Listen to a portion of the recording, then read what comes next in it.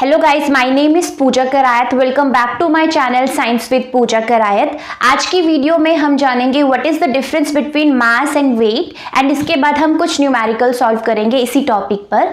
So start करते हैं हम इस टॉपिक से, the difference between mass and weight. So the first point about mass is that mass of an object is the quantity of matter contained in it. Mass से हमें क्या पता चलता है, जो ऑब्जेक्ट है उसके अंदर मैटर कितना है, ठीक है। और वेट क्या है, the weight of an object is the force with which it is attracted toward the centre of earth. Weight क्या है, weight is a force. Weight एक फोर्स है, ये वो फोर्स है जिस फोर्स से अर्थ ऑब्जेक्ट को अपनी तरफ अट्रैक्ट करती है। मास हमें क्या बताता है, मास हमें ये बताता है मैटर कितना है। वेट एक फोर्स है, यही पहला डिफरेंस है दोनों के बीच में।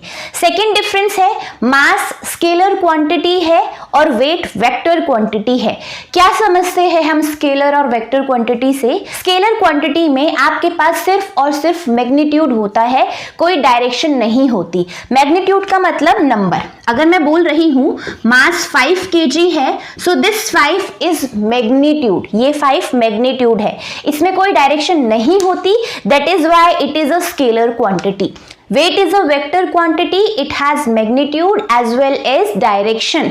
वेट क्या है, एक फोर्स है जिसकी वजह से ये अर्थ के सेंटर पे अट्रैक्ट हो रहा है ना, यानी ये जो फोर्स लग रहा है ये नीचे की तरफ लग रहा है। सो डायरेक्शन हमें पता चल गई एंड दिस 5 इज मैग्नीट्यूड। सो जहां मैग्नीट्यूड और डायरेक्शन दोनों होता है वो वेक्टर क्वांटिटी होती है, और क्योंकि वेट के पास मैग्नीट्यूड डायरेक्शन दोनों है, so weight is a vector quantity.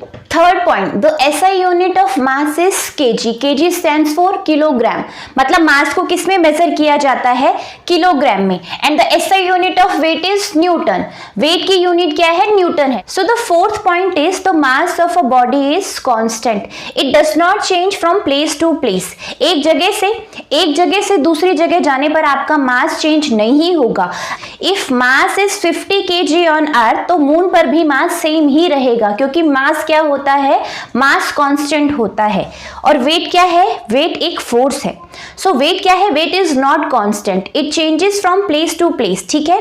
क्योंकि हमारा देखो वेट क्या है, फोर्स है। फोर्स को किससे लिखते हैं, कैपिटल एफ से।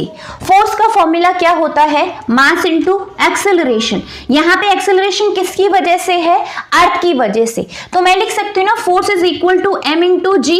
ये जी की वैल्यू वेरी करती है, तो अगर जी की वैल्यू चेंज होगी तो ये एफ की वैल्यू भी चेंज होगी। एफ क्या है, weight of a body. So weight of a body depends on G. G की वैल्यू चेंज होती है, इसलिए वेट भी बॉडी का हर जगह सेम नहीं रहता, it changes from place to place.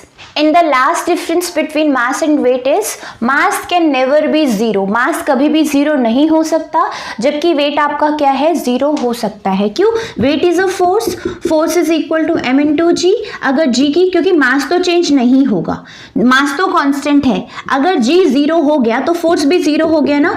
Force is zero if G is equal to zero. So space में ग्रेविटी क्या है, जीरो है, तो स्पेस में जो ऑब्जेक्ट है वो कैसा होगा, वेटलेस होगा। आई होप डिफरेंस आपको क्लियर हो गया होगा मास एंड वेट में। अब हम एक दो प्रॉब्लम सॉल्व कर लेते हैं इसी टॉपिक पे, मास और वेट पे, ठीक है। This is the first problem, mass of a body is 5 kilogram, what is its weight. आपको क्या दिया है, you have given mass of a body is 5 kilogram, you have to calculate force acting on it, मतलब weight calculate करना है आपको, ठीक है। सबसे पहले आपको पता होना चाहिए वेट का फॉर्मूला क्या है। Weight is equal to force, तो वेट का फॉर्मूला क्या होता है, मास इनटू में जी। मास को हम किससे डिनोट करते हैं, स्मॉल m से। सो m मास की जगह मैं स्मॉल m लिख लेती हूँ। And g is acceleration due to gravity, ठीक है। एक्सेलरेशन ड्यू टू ग्रेविटी की वैल्यू हमें पता है 9.8 मीटर पर सेकेंड स्क्वायर होता है, और अगर कैलकुलेशन सिंपल करनी हो तो हम 10 भी ले सकते हैं, ठीक है। वैसे अगर बोला जाए तो ही आप 10 लेना, अदरवाइज 9.8 मीटर पर सेकेंड स्क्वायर ही यूज करना, ठीक है। तो यहाँ पे आपको mass of a body is given, mass of a body is 5 kilogram. So mass लिखो 5 किलोग्राम इंटू में आपको क्या मल्टीप्लाई करना है, 9.8। दोनों को मल्टीप्लाई करने पर आपका आंसर आएगा 49.0। अब यूनिट की बात करते हैं। वेट की ऐसा यूनिट हमें क्या पता है, वेट की ऐसा यूनिट है न्यूटन। सो अगर किसी बॉडी का मास 5 kg है, उसका वेट कितना होगा, the weight is 49 newton. Next problem है what is the mass of an object whose weight is 49 newton. देखो पहले क्वेश्चन को बिल्कुल अपोजिट कर दिया है। पहले क्वेश्चन में आपको मास दिया था, वेट पूछा था। इस क्वेश्चन में आपको वेट दिया है और आपसे मास पूछा जा रहा है। Weight of body is 49 newton. Weight is a force. Weight को किससे डिनोट करते हैं हम? स्मॉल w से। So w is equal to m into G, where m is the mass of body and g is acceleration due to gravity. Acceleration due to gravity की value कितनी होगी? 9.8 metre पर second square. ठीक है, सो w को अगर इस w को हम g से डिवाइड करें तो हमारा मास निकल जाएगा, है ना। ये वाला फॉर्मूला यूज करेंगे हम अगर हमें मास निकालना है। So mass of body is equal to weight कितना है? 49 न्यूटन और डिवाइड किससे करना है? Acceleration due to gravity which is 9.8 metre पर सेकेंड स्क्वायर। पॉइंट हटाया, ऊपर 10 आया, 49 टू ज़ा 98, 2 5 ज़ा 10। सो मास ऑफ अ बॉडी कितना आया? 5। यूनिट क्या होती है? The SI unit of mass is kilogram. So 5 kilogram is the mass of object whose weight is 49 newton. अच्छा देखो, जब हम डिफरेंस देख रहे थे मास और वेट के बीच में, हमने क्या देखा था? हमें पता चला कि जो वेट है वो कांस्टेंट नहीं है, ये प्लेस टू प्लेस वेरी करेगा। Wait of object on moon is 1/6 of weight of object on अर्थ। ठीक है, अर्थ पे किसी भी ऑब्जेक्ट का वेट जो है वो मून पर कितना हो जाएगा? 1/6 हो जाएगा। एग्जाम्पल देखो, if the weight of an object on earth is 60 Newton, यही वेट मून पर कितना होगा? 1/6 होगा। सो 10 न्यूटन। ठीक है, यानी अगर कोई ऑब्जेक्ट है जिसका वेट अर्थ पे 60 न्यूटन है, उसका वेट मून पर कितना हो जाएगा? 1/6 हो जाएगा। तो 10 newton is the weight, 10 newton होगा उसका वेट कहां पर? मून पर। ठीक है, WM का मतलब क्या है? Weight of object on moon. ठीक है, तो वेट इज अ फोर्स और फोर्स हमारा क्या है? G into mass of moon into में mass of object divided by r square. r क्या है? Radius of moon. ठीक है, वहीं अगर हम दूसरी तरफ बात करें अर्थ की, W is wait of object on earth, G universal gravitational constant, mass of earth हमारा क्या है? 100 टाइम्स ज्यादा होता है किससे? मून से। So if the mass of moon is m, तो मास ऑफ अर्थ कितना हो जाएगा? 100 है। ऑब्जेक्ट का मास तो कांस्टेंट ही रहेगा, जितना अर्थ पे है मास मून पर भी उतना ही रहेगा, एंड डिवाइडेड बाय हम करेंगे रेडियस ऑफ अर्थ। सो अर्थ का रेडियस मून से कंपेयर करें तो मून के कंपैरिजन में 4 टाइम्स ज्यादा है।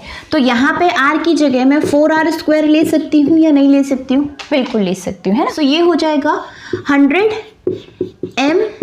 m g 16r का स्क्वायर। ठीक है, रेशो निकालेंगे अब, WM डिवाइडेड बाय WE करेंगे हम। ठीक है, सो G into M divided by R square. ठीक है, और इसके नीचे क्या है? 100 G M। ठीक है, 16R का। अगर इसे मैं लिखूं तो ऐसे लिख सकती हूँ, G M divided by R square into 16R का स्क्वायर एंड डिवाइड करेंगे 100 G M से, G से G कैंसिल, M से M कैंसिल, स्मॉल m से small m cancel, R square से R स्क्वायर कैंसिल। ठीक है, तो क्या आया हमारा? 16/100 आया।